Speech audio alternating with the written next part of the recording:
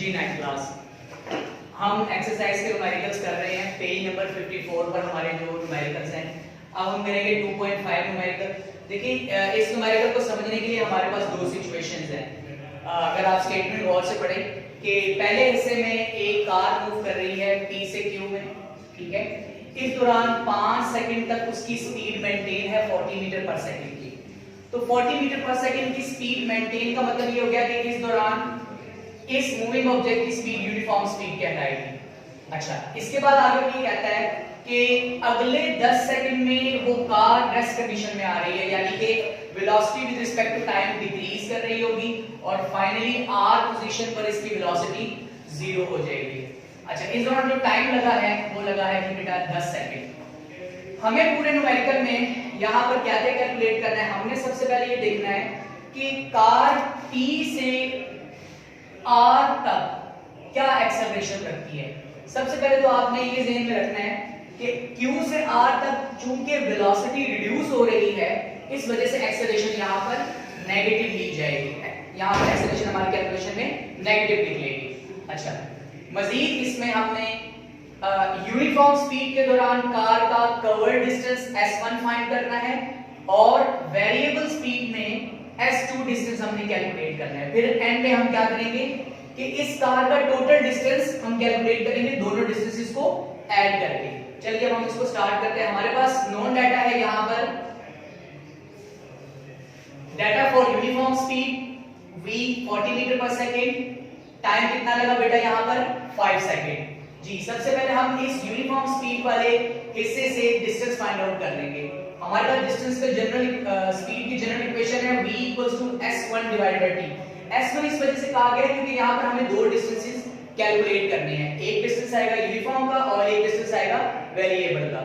जी, हमने यहां पर s1 को अकेला बचाया, t से डिवाइड हो रहा है, दूसरी तरफ मल्टीप्लाई हो गया। अब हमारे पास ये एक इक्वेशन बन चुकी है। इसमें हमने वैल्यूज पुट की, v की जगह आ जाएगा 40, टाइम 5 सेकंड। दोनों को बेटा आप मल्टीप्लाई करेंगे 200 मीटर। तो यूनिफॉर्म स्पीड के दौरान गाड़ी ने कितना फासला तय किया 200 मीटर। चलिए अब हम आगे चलते हैं। डाटा फॉर वेरिएबल स्पीड यानी कि Q से R रीजन के दौरान यहां पर हमारे पास नोन डाटा क्या क्या है। इनिशियल वेलोसिटी या इनिशियल स्पीड 40 मीटर पर सेकंड, टाइम कितना लगा 10 सेकंड और इन्होंने कहा है कि कार बिकम्स रेस्ट। तो जब गाड़ी रेस्ट कंडीशन में आ जाएगी तो फाइनल वेलोसिटी 0 हो जाएगी। अच्छा, इसके बाद हमने इसी हिस्से में डिसलेरेशन फाइंड आउट करनी है। देखिए याद रहे मैंने वर्ड डिसलेरेशन या रिटार्डेशन यूज करना है। क्यों? क्योंकि Q से R के दौरान वेलोसिटी रिड्यूस हो रही है, वेलोसिटी कम हो रही है, गाड़ी रुक रही है। तो आपको याद होगा एक्सेलरेशन के टॉपिक में हमने यही पढ़ा था कि जब velocity with respect to time increase कर रही होती है तो एक्सेलरेशन पॉजिटिव होती है। लेकिन यहां हम देख रहे हैं कि वेलोसिटी रिड्यूस हो रही है। देखिए Q पर वेलोसिटी 40 है और R पर वेलोसिटी 0 हो जाएगी। क्योंकि रेस्ट कंडीशन में आ रहा है इस वजह से हमारे पास एक्सेलरेशन नेगेटिव निकलेगी, जिसे हम डिसलेरेशन या रिटार्डेशन कहते हैं। इस तरीके से हमने इसी हिस्से में S2 भी फाइंड आउट करना है। चलिए इसकी सॉल्यूशन स्टार्ट करते हैं। हमारे पास एक्सेलरेशन की इक्वेशन है acceleration equals to vf minus vi divided by t। आपने एक्सेलरेशन के डेफिनेशन के अंदर प्रॉपर हेडिंग देके ये इक्वेशन भी लिखी थी। हमारे पास यही सूटेबल इक्वेशन है डाटा को देखते हुए। जी, फाइनल वेलोसिटी की जगह हम लगाएंगे 0 minus as it is vi की जगह पर 40 डिवाइडेड बाय t 10। 0 माइनस 40 यानी कि minus 40 divided by 10, minus 40 divided by 10 calculation के साथ -4 मीटर पर सेकंड स्क्वायर। ये बेटा हमारे पास डिसलेरेशन आ गई। अगर आप गौर से देखें यहां पर नेगेटिव साइन लगा हुआ है, तो जब एक्सेलरेशन के साथ नेगेटिव साइन हो तो वो डिक्रीजिंग वेलोसिटी को रिप्रेजेंट करता है और उसे हम कहते हैं रिटार्डेशन। तो रिटार्डेशन या डिसलेरेशन कैलकुलेट हो चुकी है। चलिए हम आगे चलते हैं। अब हमने वेरिएबल स्पीड वाले हिस्से में QR रीजन में डिस्टेंस भी फाइंड आउट करना है। तो अपने डाटा को देखते हुए हमारे पास जो सूटेबल इक्वेशन थी वो second equation of motion S2 equals to VIT plus 1/2AT square. जैसे मैंने आपको पहले बताया कि क्योंकि हमें दो डिस्टेंसेस फाइंड आउट करने हैं, इस वजह से यहां पर S2 हम यूज कर रहे हैं। वैल्यूज पुट करते बेटा इसकी जगह पर VI की जगह पर 40, T की जगह पर 10 प्लस एज इट इज 1/2 फार्मूले का एज इट इज आ जाएगा। एक्सेलरेशन की जगह पर -4 जो हमने पहले कैलकुलेट किया था। और t एज इट इज उसका स्क्वायर लेना है। ये आपने भूलना नहीं है, अक्सर स्टूडेंट्स यहां पर स्क्वायर लेना भूल जाते हैं। बेटा अगर आपका कहीं पर भी एक माइनर मिस्टेक भी हो गया तो आपका आंसर गलत निकल आएगा। जी इसकी कैलकुलेशन करते हैं। 40 multiply by 10 400 plus 1/2 as it is minus 4, इसकी कटिंग हो जाएगी 2 आ जाएगा बेटा यहाँ पे। 10 का स्क्वायर 100, 400 प्लस -2, ये बेटा ये वाला -2 आएगा यहाँ कटिंग के बाद, और 100 एज इट इज। -2 को 100 के साथ मल्टीप्लाई करें -200 जी 400 प्लस इनटू -200 प्लस माइनस होता है बेटा, plus minus 400 minus 200 equals to 200 meters। तो हमें ये भी क्लियर हो गया कि वेरिएबल स्पीड के दौरान इस गाड़ी ने सेम वही डिस्टेंस कवर किया कंडीशन के लिहाज से 200 मीटर। अब हम फाइनल राइटिंग देंगे टोटल डिस्टेंस। ये टोटल डिस्टेंस वो फासला है जो P से R के दौरान गाड़ी ने कवर किया है। तो ये कैसे निकलेगा?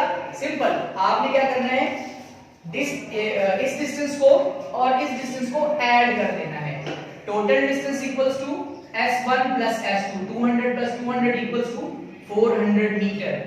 जी कंक्लूजन में आपने जो आंसर्स निकाले हैं उसे डिस्क्रिप्टिव फॉर्म में लिख दें, बयानिया तरीके से लिख दें, या आपके जो आंसर निकले आपको एज इट इज भी लिख सकते हैं।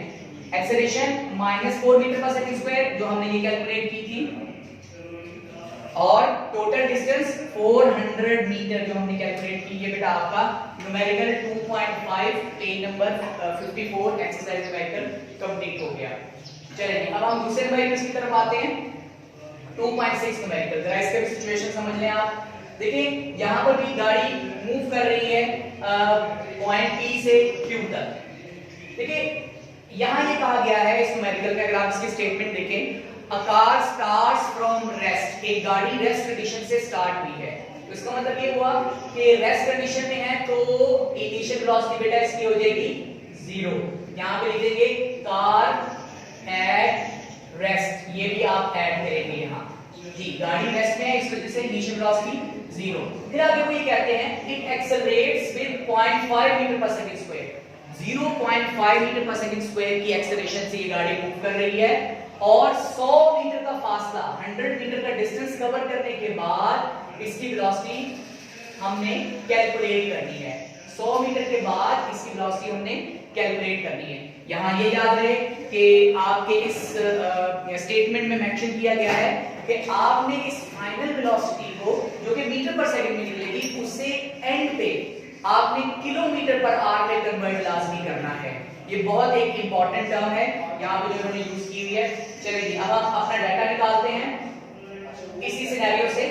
इनिशियल वेलोसिटी 0 मीटर पर सेकंड, एक्सेलरेशन 0.5 मीटर पर second square, distance covered by the car 100 meter, final velocity in kilometer पर आवर। ये हमने एंड पर, हमारे पास जो बेटा आंसर निकलेगा वो मीटर पर सेकंड में निकलेगा सिस्टम इंटरनेशनल यूनिट के तहत, लेकिन हमने इसको कन्वर्ट करना है। ये कन्वर्जन लाजमी है क्योंकि स्टेटमेंट में लिखा गया है। अगर आप बेटा ये स्टेप नहीं करेंगे तो आपके 50% मार्क्स कट जाएंगे, क्योंकि यही उसने कंडीशन दी हुई है। ये एक कंडीशनल स्टेटमेंट है। चलिए सॉल्यूशन स्टार्ट करते हैं इसका। हमने अपना डाटा देखा और हमारे पास 3 इक्वेशन ऑफ मोशन है। जैसे मैंने आपको पहले बताया था कि आपने साइड पर तीनों इक्वेशन ऑफ मोशन लिख लेनी है। v equal to vi plus at, s equals to vit plus 1/2 at square. Similarly third equation of motion 2as equals to vf square minus vi square. तो अपने गिवन डाटा को देखते हुए हमने इस इक्वेशंस में से कोई इक्वेशन डिसाइड करनी है। ठीक है, हम फर्स्ट इक्वेशन ऑफ मोशन यहां पर नहीं लगा सकते। फर्स्ट इक्वेशन ऑफ मोशन और सेकंड इक्वेशन ऑफ मोशन हम यहां नहीं लगा सकते फाइनल वेलोसिटी के लिए। देखिए फाइनल वेलोसिटी गरचे फर्स्ट इक्वेशन मोशन में है, लेकिन यहां पर टाइम एज अ डाटा मौजूद है, हमारे पास टाइम गिवन नहीं है यहां पे। चलिए फर्स्ट इक्वेशन मोशन तो कैंसिल हो गई। सेकंड इक्वेशन मोशन की तरफ अगर आप देखें गौर से, देखिए ये भी हम फाइनल वेलोसिटी की कैलकुलेशन के लिए नहीं यूज कर सकते क्योंकि यहां पर फाइनल वेलोसिटी है ही नहीं। तो हमारे पास एक ही इक्वेशन कुछ सूटेबल बन जाती है, कुछ इंटरेस्टिंग बन जाती है third equation of motion 2s vf² minus vi²। लिहाजा according to third equation of motion, according to third EOM, 2as equals to vf² minus vi²। इसमें बेटा वैल्यूज पुट करेंगे अभी हम। vf² जी V F square equals to 2 V F square equals to 2 multiply by 0.5। Basically ये equation भी arrange की गई है।